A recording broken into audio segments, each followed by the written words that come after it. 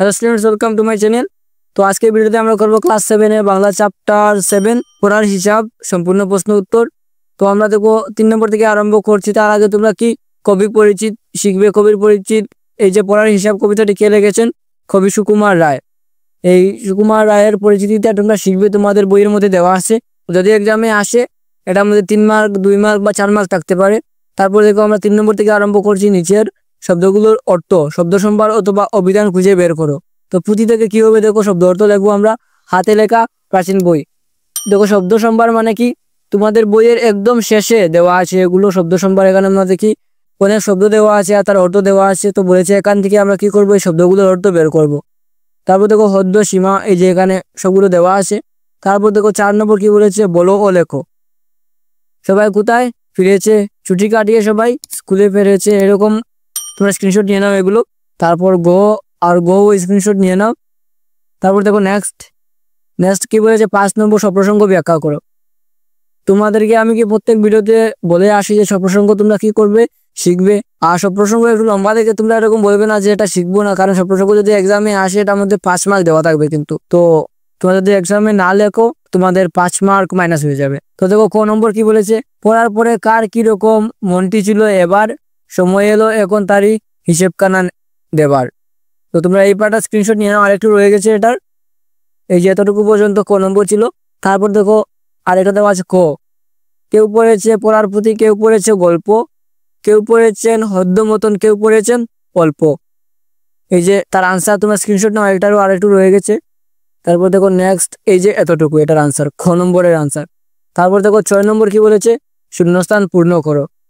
এই যে শূন্যস্থান পূর্ণ করো, কমপ্লিট আনসার এখানে দেওয়া আছে। এগুলো পরে আমি আর ডিসকাস করছি না, কারণ এগুলো তো তোমরা নিজেই পড়তে পারবে, এখানের মধ্যে কি আনসার দেওয়া আছে। তারপর দেখো 7 নম্বর, নিচের শব্দগুলোর দুটি করে প্রতিশব্দ লেখো।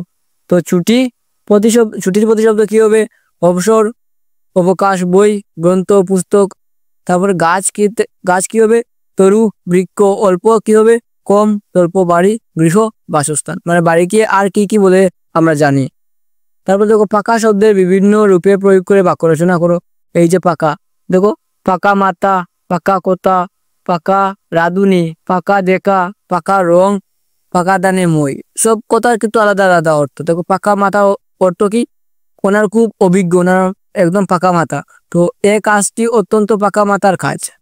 তারপরে দেখো পাকা কথা, চূড়ান্ত কথা। রামবাবুর মেয়ের বিয়ের পাকা কথা হয়ে গিয়েছে। তারপর দেখো পাকা রাঁধুনি, দক্ষ, যে রান্নার মধ্যে একদম দক্ষ। আমার মা পাকা রাঁধুনি। তো এই যে সবগুলো এখানে দেওয়া আছে, যে তার অর্থ বুঝিয়ে আমরা কি করব, তা দিয়ে বাক্য রচনা করবে। তারপর দেখো 9 নম্বর কি, দন্যাত্মক শব্দ।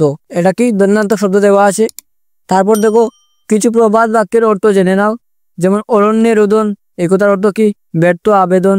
অমাবস্যার চাঁদ, যাকে সচরাচর দেখা যায়। তো দেখো এই যে গ্রামার গুলো, এগুলো কিন্তু বাংলা গ্রামার বইতে আছে। তো তোমরা যদি চাও আমি বাংলা গ্রামার আরম্ভ করি, তোমরা আমাকে কমেন্ট করবে। তারপর দেখো 11 কি বলেছে, এবারে উল্লিখিত হাত শব্দের সঙ্গে বিভিন্ন শব্দ যোগ করে যে বিশিষ্ট শব্দ গঠন হয়েছে সেগুলো দেখো।